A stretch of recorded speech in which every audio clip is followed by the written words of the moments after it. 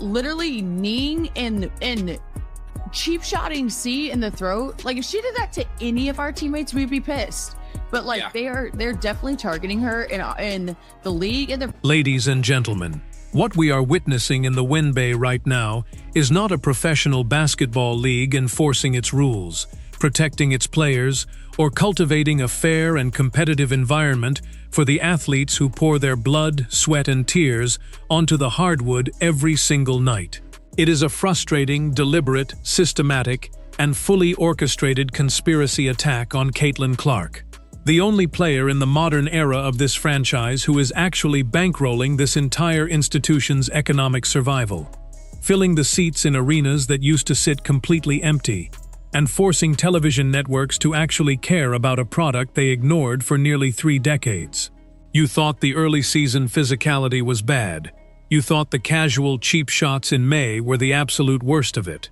And you thought the passive-aggressive comments from the sidelines were just the growing pains of a highly competitive league adjusting to a new reality. Think again.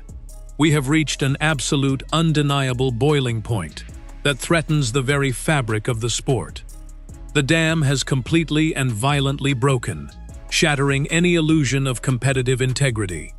The WNBA is in a full-blown, catastrophic crisis of its own making, and they are completely paralyzed, unable to stop the bleeding because they are the ones holding the knife. Get ready, because what you are about to hear changes absolutely everything you thought you knew about this league. Its leadership, the front office executives sitting in their ivory towers, and the so-called heroic veterans who hypocritically claim to protect the integrity and the sisterhood of the game. On Thursday night, during what was heavily promoted and marketed as a standard, high-stakes marquee matchup for a national television audience, we witnessed one of the most vicious, unprovoked, predatory, and brutally targeted acts of physical intimidation in recent sports history. ALYSSA Thomas didn't just set a hard screen in the flow of a standard offensive possession. She didn't just make aggressive, incidental basketball contact while aggressively jockeying for position in the paint.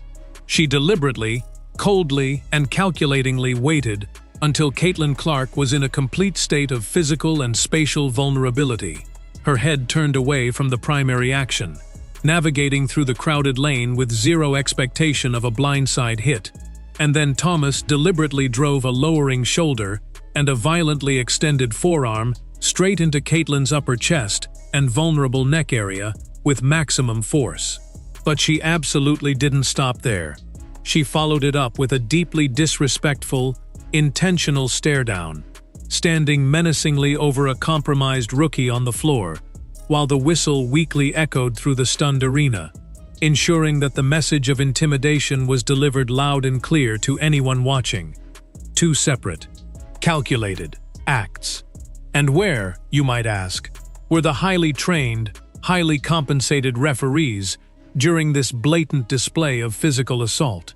Where was the institutional enforcement mechanism that is supposedly out there on the floor to maintain order, uphold the rulebook, and protect the physical well-being of the players?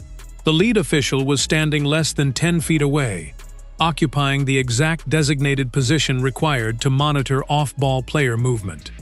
There were absolutely no other players in the way, no obscure viewing angles, no distracting blind spots, and no visual obstructions whatsoever. The baseline broadcast camera clearly, undeniably catches the official staring directly and uninterruptedly at the exact point of violent impact at the exact millisecond it occurs. And what do they do in response to this undeniable aggression? Absolutely nothing but blow a standard, routine, completely inadequate common foul whistle as if someone had simply reached in on a meaningless loose ball out of bounds. The WNBA desperately wants you, the intelligent viewing public, to believe that a professionally trained, veteran referee with years of high-level experience simply, accidentally missed a blatant, predatory act of physical violence occurring in broad daylight right in front of their face. You and I both know the math doesn't add up, and the excuses are running completely dry. It is not incompetence anymore. It is complicity, plain and simple. So what exactly does the WNBA front office do when millions of outraged fans, prominent sports analysts, and a newly engaged global viewing audience demand actual, meaningful accountability for an action that would get you arrested on a public street? They hand ALYSSA Thomas a pathetic, insulting, completely spineless retroactive common foul upgrade and a laughably small financial fine that barely covers the cost of a luxury post-game meal. A minor, bureaucratic technicality for what was clearly, visibly, a targeted and premeditated assault on their most valuable player. If this were the NBA, if a veteran enforcer had done this exact same maneuver to a highly touted rookie LeBron James, a young Stephen Curry, or a generational talent like Victor Wembanyama, they would be immediately ejected, suspended for multiple crucial games, and heavily, publicly penalized by the commissioner's office to set a rigid precedent. But in this corrupt, backwards, and deeply resentful institution known as the WNBA, the message broadcasted to the entire locker room is crystal clear. If you want to physically attack Caitlin Clark, if you want to take out your professional jealousy on the girl who is single-handedly elevating your irrelevant television ratings, the cost of doing business is just a meaningless, deductible fine. It is a massive, blinking neon green light for every enforcer, every jealous veteran, and every bad actor currently occupying a roster spot in the WNBA to take their absolute best, most violent shot at the rookie, who is literally paying their newly upgraded charter flight bills. The WNBA isn't stopping the targeted harassment of Caitlin Clark. They are actively, financially, and systemically subsidizing it. But here is where the plot twists into something even more sinister. Here is where the league's carefully crafted, highly expensive PR narrative crumbles entirely into dust. Because it wasn't just external critics, protective mainstream fans, or anonymous social media accounts screaming into the void about this blatant, unapologetic injustice. The call came from inside the house. A veteran insider, a highly respected professional, someone who has shared intimate locker rooms with these exact same players, someone who had every financial, social, and political reason to stay completely silent and endlessly protect the sacred, unspoken sisterhood, simply couldn't take the suffocating hypocrisy for one more second. They stepped up to the microphone, fully and completely aware they were risking their own personal relationships, their future broadcasting opportunities, and their long-standing status in the league, and dropped an absolute, undeniable truth nuke directly onto the WNBA's toxic culture. They didn't use soft, coded PR language.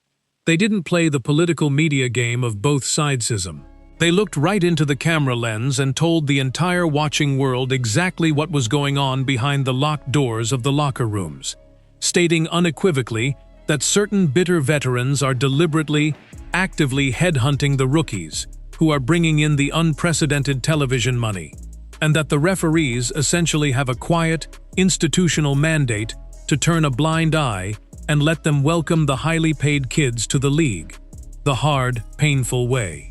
This brave insider just confirmed, with absolute undeniable clarity, what every single one of us has been screaming from the rooftops for 3 agonizing months.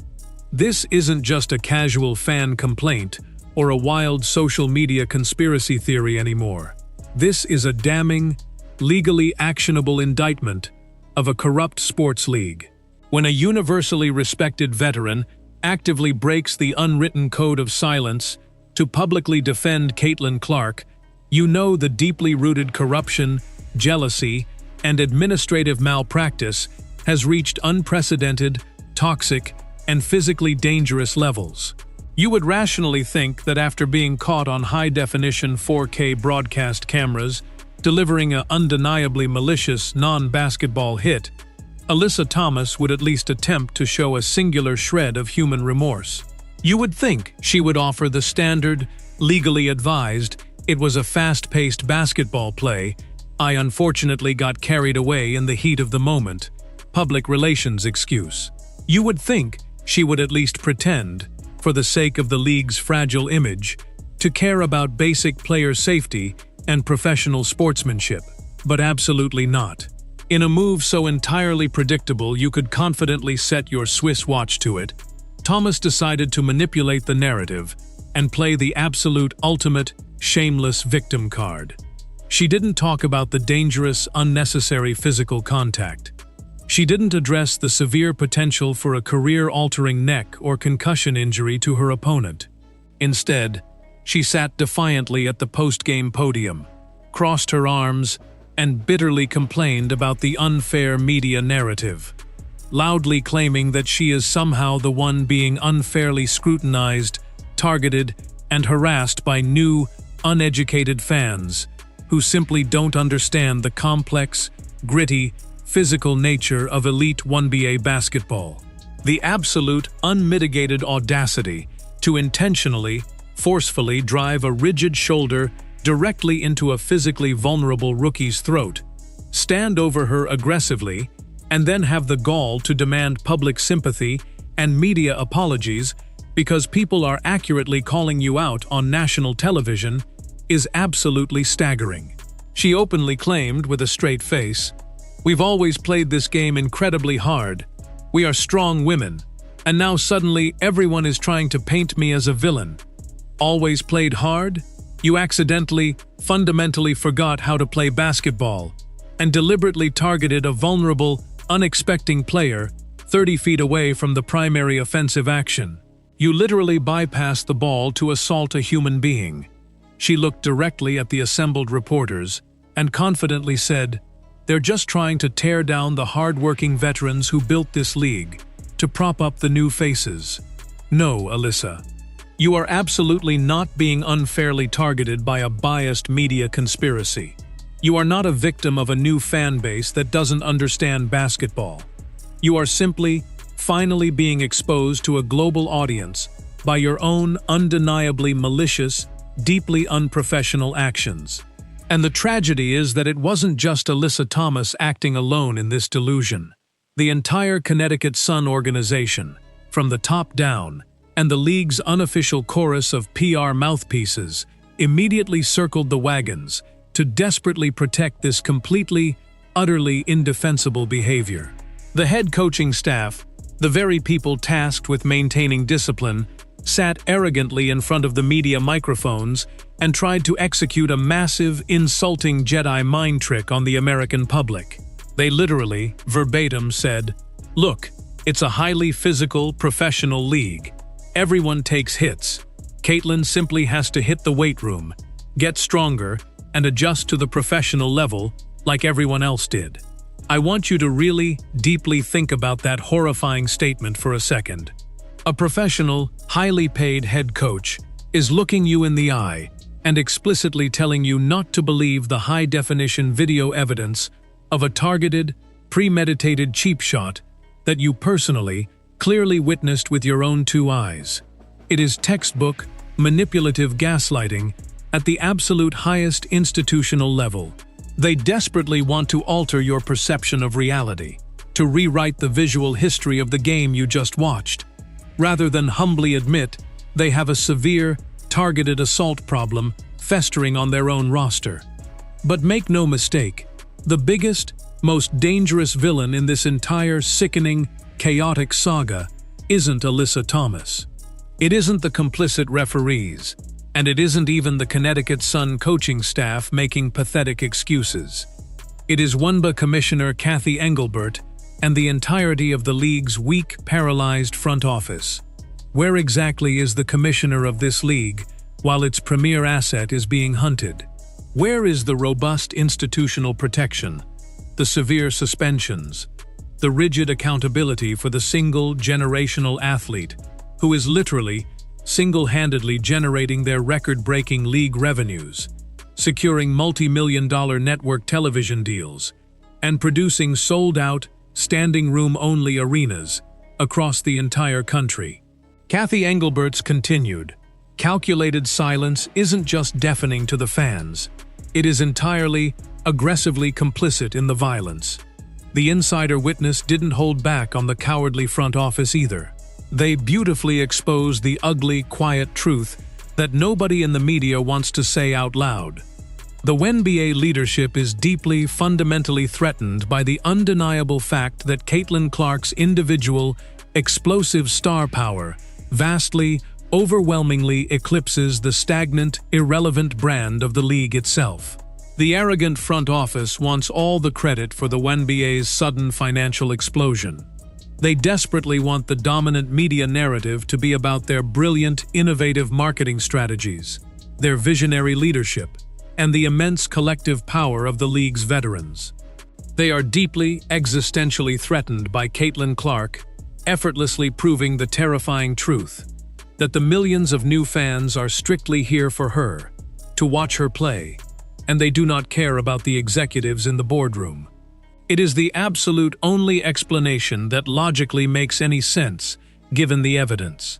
A competent, visionary commissioner operating a successful business would vehemently protect the golden goose at all costs, handing out massive suspensions to anyone who tried to harm the investment.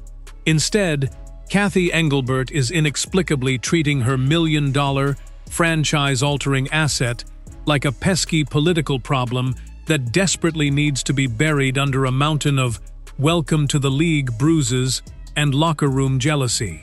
Even the absolute, universally respected legends of the game, the people who have seen everything, can't stomach this deliberate, gross negligence anymore. LeBron James, an undisputed four-time champion, the all-time leading scorer in the history of the sport, and an absolute global icon of basketball who has lived through the exact same suffocating hype, insane expectations, and massive target on his back, finally, definitively broke his silence. LeBron James absolutely knows what targeted, coordinated, malicious physical abuse masquerading as tough physical defense actually looks like. He played in an